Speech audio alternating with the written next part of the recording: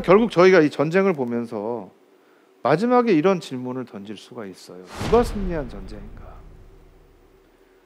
사실 정전협정으로 끝났고요. 정전협정은 전쟁이 끝난 게 아닙니다. 종전이 아닙니다. 그래서 지금도 저희가 종전선언을 해야 되고 평화협정으로 가야 된다라고 하는 거는 정전협정 자체가 굉장히 불안정한 거예요. 이 정전협정은 지금 그 조항들이 다 지금 작동을 하지 않아요. 예컨대 이제 그 조항 중에 중요한 게 13조에 있는 조항 중에 하나가 한반도에 있는 무기를 외부로부터 더 발전된 무기를 반입하지 못하도록 돼 있어요. 그러니까 남북 간에 군비 경쟁을 막으려고 하는 거죠. 근데 그게 1957년에 무효화됩니다. 무효화가 되고 북한 쪽에는 더 발전된 미극기가 소련으로부터 도입이 되고요. 남쪽에는 주한미군의 핵무기가 배치가 되기 시작을 합니다. 그러니까 사실은 굉장히 위기들이 더 고양이 되는 거죠. 실제로는 그걸 배치를 양쪽에서 하면서 하는 얘기는 우리는 이건 전쟁 방어다. 공격이 아니고 상대가 우리를 공격하지 못하게 하는 거다라고 하지만 무기로 보면 이건 정말 위험한 이 불구덩이들을 안고 살아야 되는 그런 상황이 돼버린 거예요. 그러니까 이것 자체로도 지금 굉장히 불안정한 거고 또 이 정전협정을 하면서 서해에 있는 선, 바다 위의 선을 긋질 않은 거예요. 근데 이게 이제 빨리 아까 말씀드린 것처럼 이제 아이젠하워 행정부에서 빨리 정전협정을 맺자라고 해서 하려고 봤더니 서해안이 너무 복잡한 거예요. 이 선을 그어야 되는데 서해에 있는 모든 섬들은 지금 유엔군이 다 장악을 했어요. 그런데 이 섬들하고 북한하고 육지하고 이거를 긋다 보니까 이게 너무 가까운 거예요.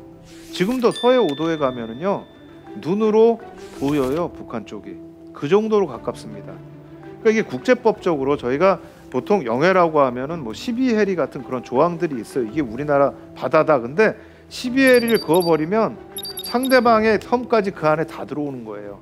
그러니까 이거 논의하다 안 됐어요. 그러니까 미국하고 북한 쪽에서 북한하고 중국이 합의를 한 거예요. 일단 정전협정 맺고 그 다음에 우리 재합의하자. 근데 사실은 지금까지도 재합의가 안 됐어요. 물론 합의한 적이 있습니다. 1991년에 남북 기본합의서 때 북한이 사실은 이 선을 원래 그었던 지금 이 NLL이라고 하는 이 선을 인정을 했고요. 또 2007년에 14합의 때도 북한 쪽에서 이 선을 합의를 했어요. 문제는 두 합의가 지금 다 무효화돼 있어요. 아직도 사실은 서해상에는 어떤 것이 정말 군사분계선인가 이 부분이 명확하게 되고 있지 않으니까 계속해서 사실은 문제들이 일어나는 거예요. 2010년에 일어났던 이 유명한 사건들이 기본 원인이 사실은 정전협정문 자체가 불완전하기 때문에 이게 일어나는 거거든요.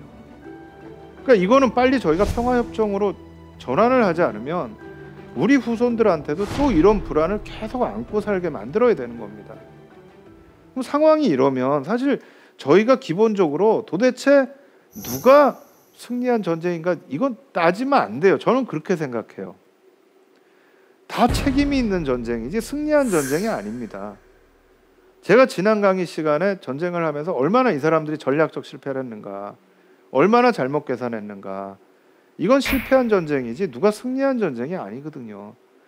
그러니까 사실 누가 승리한 전쟁이라는 질문보다는 누가 책임져야 되는 전쟁인가, 이걸로 가야 되는 질문인데 많은 사람들이 이 질문을 해요. 왜냐? 여기 있는 4개 나라 중에 이 4나라가 기본적으로 한국전쟁의 제일 중요한 참전국인데 어떤 나라도 자기가 졌다는 얘기를 안 해요. 다 이겼대요. 유일하게 미국 정부만 우리가 승리하지 못한 전쟁이라고 얘기를 해요. 사실 엄밀히 따져보면 목적을 달성한 나라는 제가 보기엔 중국입니다. 그래서 엄밀하게 중국이 들어온 거는 미국이 북한을 다 점령하지 못하게 하기 위해서거든요.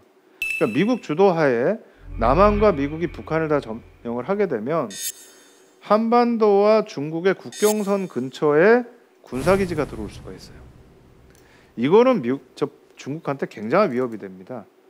대만으로부터의 공격 가능성도 있지만 한반도와의 경계선으로부터 공격 가능성이 생기는 거예요. 양쪽에서 당할 수 없다는 거죠.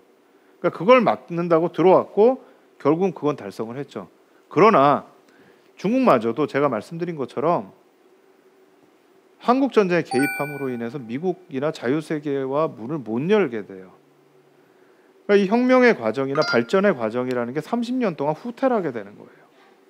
미국은 처음에는 북한의 침략을 막기 위해서 왔죠. 근데 목적이 바뀌어요. 38선을 넘어가는 순간 한반도 전체에서 공산주의자들을 몰아내겠다는 목적으로 바뀌거든요. 그러니까 이런 목적으로 보면 미국도 목적 달성을 못했어요. 남한도 마찬가지입니다. 남한도 북한을 막는다, 이게 첫 번째 목적이었지만 대한민국 군대가 먼저 올라가거든요. 목적이 바뀌었어요. 그러나 중국군 참전으로 목적을 못 이루죠.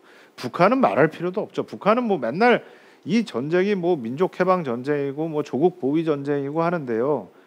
미군이 뭐 남한군하고 해가지고 먼저 북한을 공격했다? 거짓말이에요. 그 당시 미군이 없어요. 시작할 때. 왜냐하면 그때 남아있는 거는 미군이 다 나가고 몇백 명의 미국의 군사 고문만 있어요. 그러니까 미국이 북한을 친다라는 것 자체 말이 안 되는 거예요. 근데 이걸 이제 조작을 한 거죠. 조작을 해서 뭐 이 먼저 들어왔기 때문에 우리가 그 미국의 뭐 전쟁으로부터 우리 조국을 보위했다? 이건 뭐 제가 보면 말도 안 되는 얘기죠. 그러니까 사실은 아무도 이기지 못한 전쟁인데 이긴 사람들이 있어요.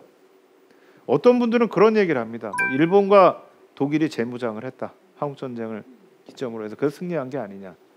근데 뭐 그렇게 본다 그러면 저는 독일과 일본보다도 더 중요한 걸 얻은 건 대만이라고 생각해요. 미국이 대만 포기하려고 그랬거든요.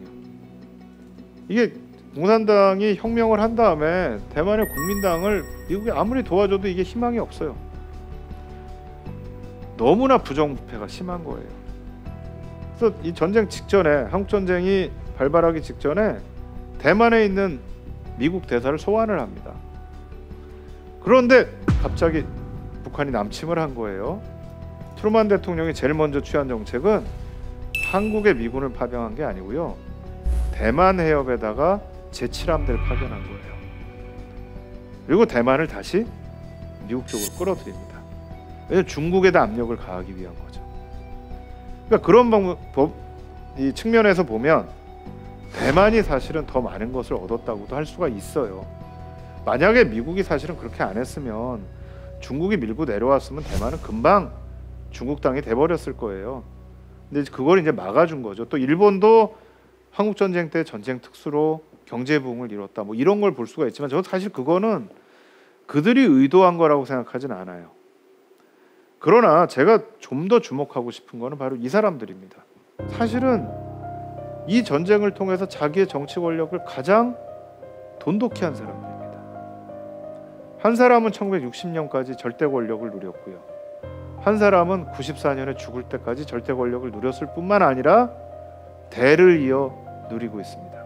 만약에 전쟁이 없었다면 이렇게 쉽게 권력을 강화하는 과정들이 가능했을까? 저는 그렇지 않았을 거라고 생각해요. 결국은 전쟁은 지도자들이 결정을 하고 이득은 자기들이 다 보고 피해는 국민들이 다 보는 거예요. 또 전방에 있었던 전선에서 싸우고 있는 군인들은 그럼 뭐냐? 그건 사실 우리 미래를 이끌어갈 젊은이들이에요. 사실 그 사람들이 미래를 이끌어갈 사람들, 이 사람들을 앞에다 갖다 놓고 이 사람들이 다 총알바지를 한 거예요. 이런 전쟁을 우리가 또 해야 되겠는가? 제가 정전협정 말씀을 드리면서 빨리 우리가 이 협정을 평화협정으로 바꿔야 된다. 또 이런 부분도 있습니다. 여기 지금 서명한 부분을 보세요. 서명을 유엔군 사령관이 서명을 해요. 한반도에 굉장히 특수한 문제예요. 유엔은요 3자가 돼야 됩니다. 그래야 유엔이 갈등을 중재할 수가 있어요. 근데 유엔이 3자가 아니고요 당사자로 서명을 한 겁니다. 그러니까 한반도 문제에서 유엔이 중재자 역할을 못해요. 그럼 우리가 문제가 생겨서 누가 중재할 수 있느냐? 없는 거예요. 북한핵 문제가 안 풀리죠. 이러니까 다른 나라는 문제가 있으면 유엔 대표가 가고 뭐 유엔 사무총장이 가고 북한은 유엔 사무총장 안 받아요. 왜? 지금 이 정전협정에 보면 우리 적으로 돼 있는 거예요. 유엔 사무총장이. 이 적인데 왜 그걸 받겠어요? 그러니까 중재자 역할을 못하는 거죠. 근데 이런 특수한 상황을 우리가 정전협정 조항 내에 있는 평화협정을 맺지 않는다면 저는 이 전쟁은 계속해서 갈 것이다. 그럼 우리가 그동안에 했던 여러 가지 사실 정신적 피해, 또 군사비가 무한하게 늘어날 겁니다. 군사비가 늘어나면 상대적으로 교육비, 복지비 줄어들게 돼 있어요. 언제까지 이런 현상을 갈 것이냐. 결국 이 전쟁은 빨리 끝나야 됩니다. 그래서 이렇게 너무나 많은 사람들이 피해를 보고 했던 것들은 빨리 우리가 종식을 시켜야만 우리 후손들한테 평화로운 세상을 물려주겠죠.